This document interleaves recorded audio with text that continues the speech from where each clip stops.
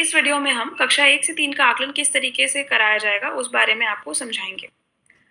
Assessment में 3 मुख्य बिंदु रहेंगे: प्रश्न पत्र, ओएमआर शीट एवं सरल ऐप। यह असेसमेंट ओएमआर शीट के माध्यम से किया जाएगा और इस ओएमआर शीट को एक ऐप के माध्यम से स्कैन किया जाएगा। सबसे पहले समझते हैं, कक्षा 1 से 3 के लिए हर छात्र का असेसमेंट व्यक्तिगत रूप से शिक्षक को करना होगा। प्रश्न पत्र पर दिए गए निर्देश के आधार पर शिक्षक हर एक छात्र को अपने पास बुलाएंगे, उसका आकलन कंडक्ट करेंगे और उस हिसाब से ओएमआर शीट को भरेंगे। इसके बाद हम समझते हैं कि ओएमआर शीट किस तरीके से भरनी होगी। जैसा कि आप देख पा रहे हैं, सबसे पहले कक्षा और सेक्शन का चयन करें। जिस प्रश्न सेट से आपने बच्चे का आकलन करना चाहा है, उस प्रश्न सेट को नोट करें। हर छात्र को एक 9 डिजिट अंकीय कोड दिया गया है, जिसे आप यहाँ पर अंकित करेंगे। यह कोड आपको ऐप के माध्यम से मिलेगा, जिसके बारे में आगे के वीडियो में समझाया जाएगा। यदि बच्चे ने सही उत्तर दिया है तो गोले को भरें, अदरवाइज गोले को खाली छोड़ दें। और चौथी और आखिरी बात ध्यान रखें कि इस डब्बे के बाहर कुछ भी लिखा नहीं होना चाहिए, क्योंकि यदि कुछ अड़चन होगी या कुछ लिखा होगा तो स्कैनिंग की प्रक्रिया आराम से नहीं हो पाएगी। अब हम समझते हैं कि इस आकलन की 3 स्टेप की प्रक्रिया किस तरीके से रहेगी। सबसे पहले शिक्षक प्रश्न पत्र के अनुसार से विद्यार्थियों का व्यक्तिगत रूप से आकलन करेंगे। यह सिर्फ कक्षा 1 से 3 के निर्देश हैं।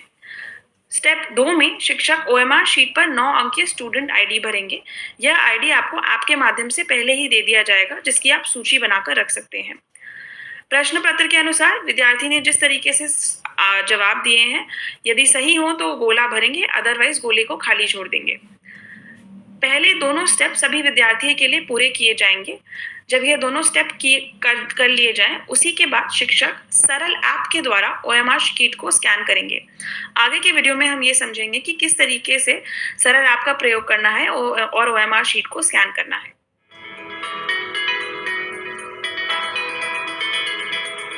कक्षा 1 से 3 की स्कैनिंग के लिए इस तरीके से सरल ऐप का प्रयोग करना है। पहले प्ले स्टोर पर जाकर सरल ऐप सर्च करें। उसके बाद कुछ ब्लू से आइकन दिखने वाला जहां टेक्नोसिस सर्विसेज लिखा हो, उस ही ऐप को केवल डाउनलोड करें और फिर ओपन करें। आप देख पाएंगे एक स्कूल आईडी और पासवर्ड दिया जाएगा, जो आपके साथ लेटर साझा भी किया जाएगा। उसी स्कूल आईडी एवं पासवर्ड को यहाँ अंकित करें और उसके बाद नीचे एक रिमेंबर मी का जो आइकन है, उस पर बटन को दबाएं ताकि आपका वापस लॉगिन ना करना पड़े। उसके बाद आप जिस कक्षा का स्कैनिंग करना चाहते हैं, उस कक्षा का चयन कर सकते हैं। सेक्शन का चयन अपने आप हो रखा होगा। सब्जेक्ट में जिस सेट के थ्रू आपने बच्चे का आकलन किया है एवं दिनांक, ये ऐप में होगी, इसका चयन करें और उसके बाद सबमिट बटन पर क्लिक करें। इसके बाद आपके पास सभी बच्चों की उस कक्षा के आपके स्कूल में सभी बच्चों की एक सूची आ जाएगी, जहां उनका 9 डिजिट का आईडी होगा और उनका नाम होगा। यहाँ पर जो बच्चे प्रेजेंट नहीं हैं, जो आकलन में एब्सेंट है, उन सभी बच्चों को एब्सेंट मार्क कर दें। जैसा कि मैंने पहले भी कहा था, इस 9 अंकीय आईडी की एक सूची अपने साथ बना के पहले से रख लें। उसके बाद नेक्स्ट क्लिक करें। अब आप देख सकते हैं स्कैन स्टेटस एवं सेव स्टेटस 0 है। स्कैन करने के लिए अब हम कंटिन्यू स्कैन के बटन पे दबाएंगे। जब तक गोला घूम रहा है इंतज़ार करें। उसके बाद नीचे वाले मोटे से लाल रंग के स्कैन बटन पर क्लिक करेंगे। इससे पहले आपका ओएमआर शीट एक स्थिर प्लेटफॉर्म पे रखा होना चाहिए। धीरे धीरे उसके बाद अपने कैमरा को ऊपर लेकर जाएंगे, फोकस करेंगे और एक हरा रंग का डब्बा चारों काले गोलों के साथ बना आएगा। जब ये डब्बा बनेगा तभी स्कैनिंग हो पाएगी। Please wait, scanning in progress जब लिखा हो तो कृपया वहीं उस स्थिर जगह पे रहें। और जैसे ही स्कैन हो जाएगा वैसे ही आपको इस तरीके की स्क्रीन दिखेगी, जहाँ स्टूडेंट आईडी एवं बच्चे के मार्क्स लिखे होंगे। 1 नंबर का ये मतलब है कि बच्चे ने उस प्रश्न का सही उत्तर दिया है और 0 का मतलब है गलत उत्तर दिया है। यदि कोई त्रुटि हो तो आप इस डेटा को एडिट कर सकते हैं और अपने बच्चे के असेसमेंट के हिसाब से आगे बढ़ के उसे चेक करके ही आगे बढ़ें। यदि स्टूडेंट आईडी में कोई त्रुटि हो तो उसे भी आप अपने ओर से एडिट कर सकते हैं। इसके बाद जब सभी बच्चों का 8 बच्चे जिनका एक ओएमआर शीट से आकलन आपने कर लिया है और उसे स्कैन कर दिया है, उसे आप चेक करके आगे सबमिट भी कर सकते हैं। सबमिट करने के बाद सबमिट बटन पे क्लिक करने के बाद एक ओएमआर शीट का डेटा जिसमें 8 बच्चों का डेटा है वह स्कैन हो जाएगा और आपका स्कैन स्टेटस में 8 दिखेगा एवं स्टे स्टेटस में 0 दिखेगा। और शीट स्कैन करने के लिए आप नीचे वाले लाल बटन पर क्लिक कर सकते हैं। एक बार में 3 से 4 शीट से ऊपर स्कैनिंग ना करें। जब आप सारी शीट्स को स्कैन कर लें उसके बाद सेव करना होगा डेटा को। सेव करने के लिए बैक बटन पर क्लिक करना होगा। बैक बटन पर क्लिक करने के बाद सेव और स्कैन का एक बटन दिखेगा, उस पर क्लिक करें। जब आपके पास ये मैसेज आ जाएगा तो सेव सक्सेसफुली के बाद आप देख पाएंगे कि सेव स्टेटस अब 8 हो गया है। इसका मतलब है कि इस 8 बच्चों का डेटा सेव हो चुका है। जब तक यहाँ हम डेटा को सेव नहीं करेंगे तब तक डेटा प्रॉपर्ली रिकॉर्ड नहीं होगा। इसके बाद जब आप सभी बच्चों की स्कैनिंग पूरी कर लें तो डैशबोर्ड बटन पर क्लिक करें और उसके बाद आप अगली कक्षा का चयन करके अगली कक्षा की स्कैनिंग कर सकते हैं। इस स्क्रीन पे क्या क्या फील्ड्स दिए गए हैं अब उन्हें समझेंगे। जिस कक्षा का चयन किया है वह कक्षा मेंशन होगी। सेक्शन ऑटो सिलेक्टेड रहेगा जो हमेशा ए ही दिखेगा। एग्जाम की दिनांक एवं सब्जेक्ट मेंशन होगा। सब्जेक्ट के अंदर जिस सेट के आधार पर आपने अपने बच्चे का आकलन किया है केवल वह सेट मेंशन होगा। उसके बाद एग्जाम डिटेल्स के अंदर यदि आप क्लिक करेंगे तो आपको यह दिख सकेगा कि कौन से लर्निंग आउटकम्स के आधार पर बच्चों का आकलन लिया जा रहा है। अब हम इम्पोर्टेंट कुछ मुद्दों पे बात करेंगे। आप देख पा रहे हैं कि स्कैन स्टेटस और सेव स्टेटस में 5 और 1 लिखा है। इसका ये मतलब है कि 6 बच्चों की स्कैनिंग हुई है परंतु सेव केवल 5 बच्चों का डाटा हुआ है और 1 बच्चे का डाटा सिर्फ स्कैन्ड है, अभी सेव नहीं है। यदि आप सेव स्टेटस पे क्लिक करेंगे तो आप देख पाएंगे कि किन बच्चों का डाटा सेव हो गया है। इस स्क्रीन से वापस जाने के लिए अपने फोन का बैक बटन या बैक स्वाइप इस्तेमाल करें। यदि आप देखना चाहें कि किन बच्चों का स्कैन हो गया है तो आप कंटिन्यू स्कैन बटन पे क्लिक करें और स्कैन स्टेटस पे क्लिक करें। यहाँ आप देख पाएंगे कि किस बच्चे की स्कैनिंग पूरी हो गई है पर अभी यह डेटा सेव नहीं हुआ है। इस स्क्रीन से वापस जाने के लिए भी आपको अपने फोन का बैक बटन या बैक स्वाइप करना होगा।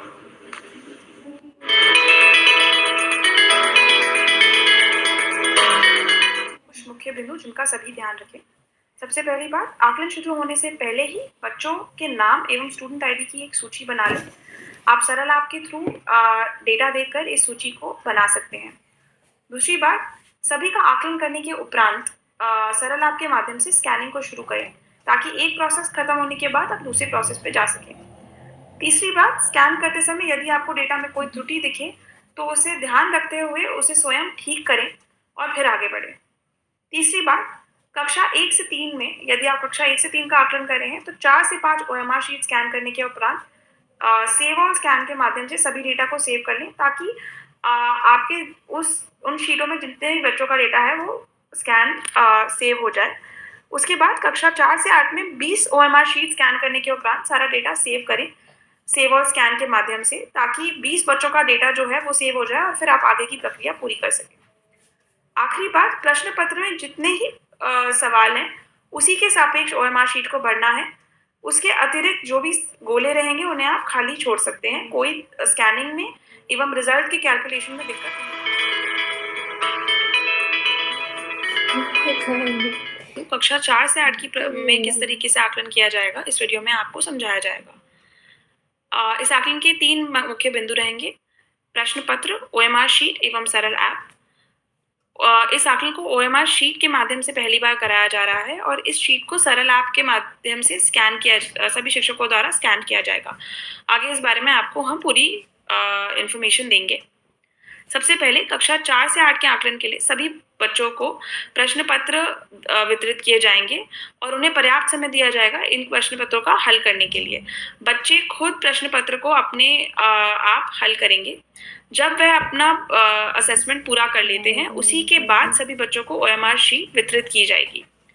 अब हम समझते हैं कि ओएमआर शीट किस तरीके की दिखेगी और इसे किस तरीके से भरना होगा। सबसे पहली बात, शिक्षकों को बच्चों को इस शीट को भरने में पूरा सहयोग एवं मार्गदर्शन देना होगा। उन्हें एक स्टेप बच्चों को समझाना होगा और साथ में देखते हुए उनसे शीट फिल करवानी रहेगी। सबसे पहले बच्चे अपना 9 अंकीय स्टूडेंट आईडी भरेंगे। यह स्टूडेंट आईडी सरल ऐप के माध्यम से सभी टीचर्स को पहले से प्रोवाइड कर दिया जाएगा, जिसकी सूची वह बनाकर अपने रजिस्टर में अलग से रख सकते हैं और बच्चों को असेसमेंट के समय दे सकते हैं। छात्र का नाम एवं वहाँ जो प्रश्न सेट से बच्चों ने क्वेश्चन पेपर को सॉल्व किया है वह सेट यहाँ मेंशन करना होगा। सेट क्वेश्चन पेपर या एवं आदि प्रश्न पेपर पर लिखा होगा। विद्यार्थी ने जिस उत्तर को अपने प्रश्न पत्र में चुना है उसी उत्तर पर वह गोला बनाएंगे और बाकी गोलों को वह खाली छोड़ देंगे। आखिरी बात यह ध्यान रखना होगा कि इस डब्बे के बाहर कुछ भी लिखा ना जाए, पेपर ओएमआर शीट को मोड़ा ना जाए, ताकि बाद में स्कैन करने में कोई दिक्कत ना आए। अब हम समझते हैं कि इस आकलन की शिक्षकों के लिए 4 स्टेप की क्या प्रक्रिया रहेगी। सबसे पहला स्टेप, शिक्षक प्रश्न पत्र को विद्यार्थियों में बांटेंगे, वह उन्हें हल करने का पर्याप्त समय देंगे। जब बच्चे अपना प्रश्न पत्र सॉल्व कर लेते हैं, असेसमेंट पूरा कर लेते हैं, शिक्षक बच्चों को स्टूडेंट आईडी एवं ओएमआर किस तरीके से भरना है इसकी पूरी प्रक्रिया बताएंगे और उसी के उपरांत बच्चों को ओएमआर शीट का वितरण करेंगे। उसके बाद पूरी प्रोसेस समझने के बाद बच्चे ओएमआर शीट को खुद से भरेंगे और इस दौरान शिक्षकों को विद्यार्थियों को पूरा सहारा देना होगा। यह 3 मुख्य स्टेप जब सभी बच्चों के लिए हो जाएंगे तो शिक्षक उन सभी बच्चों की ओएमआर शीट्स कलेक्ट करके अपने पास रख लेंगे और उसके बाद सरल ऐप के माध्यम से इस ओएमआर शीट की स्कैनिंग करेंगे। स्कैनिंग किस प्रकार करनी है इसे हम आगे के वीडियोस में आपको समझाएंगे।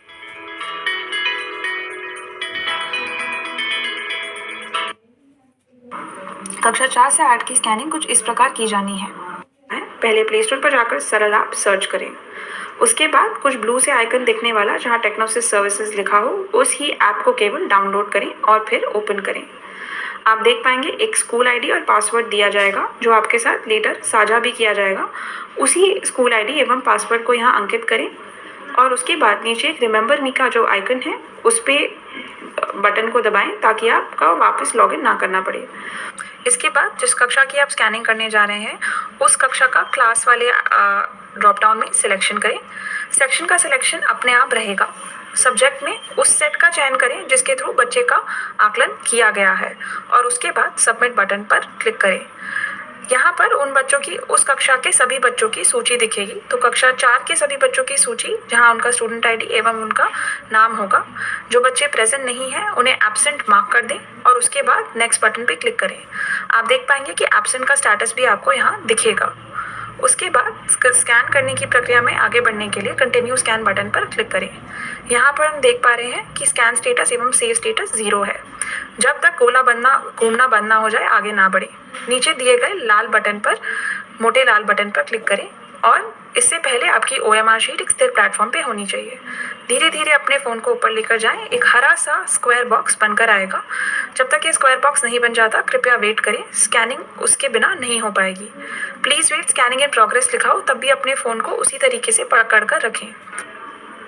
स्कैनिंग हो जाने के उपरांत आप देख पाएंगे कि फिर से बच्चे का स्टूडेंट आईडी एवं जो उसने अपनी ओएमआर शीट में जिस ऑप्शन का चयन किया है वह दिखेगा। इसमें अगर त्रुटि हो तो आप एडिट कर उसे चेंज भी कर सकते हैं। यदि स्टूडेंट आईडी में त्रुटि हो तो उसे भी चेंज किया जा सकता है।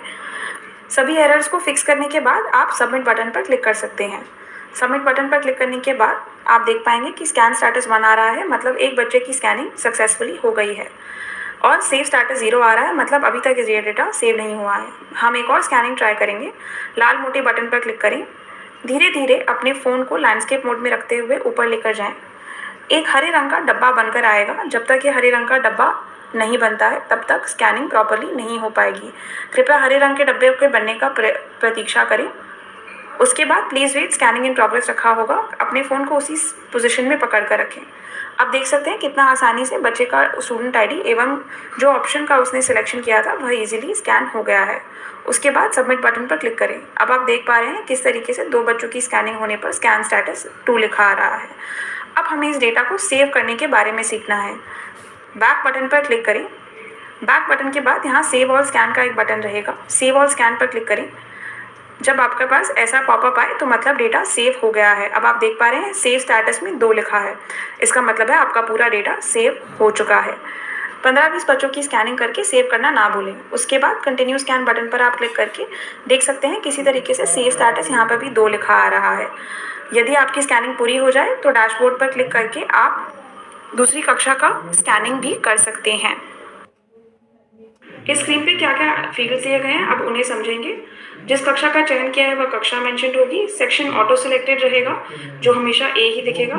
एग्जाम की दिनांक एवं सब्जेक्ट मेंशन होगा। सब्जेक्ट के अंदर जिस सेट के आधार पर आपने अपने बच्चे का आकलन किया है केवल वह सेट मेंशन होगा।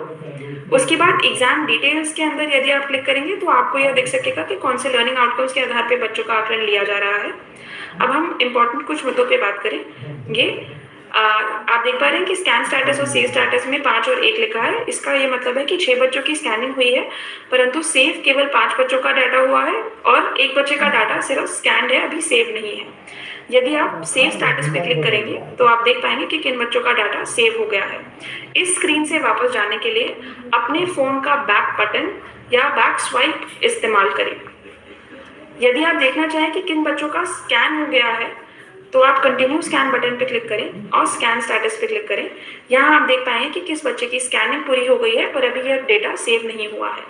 इस स्क्रीन से वापस जाने के लिए भी आपको अपने फोन का बैक बटन या बैक स्वाइप करना होगा।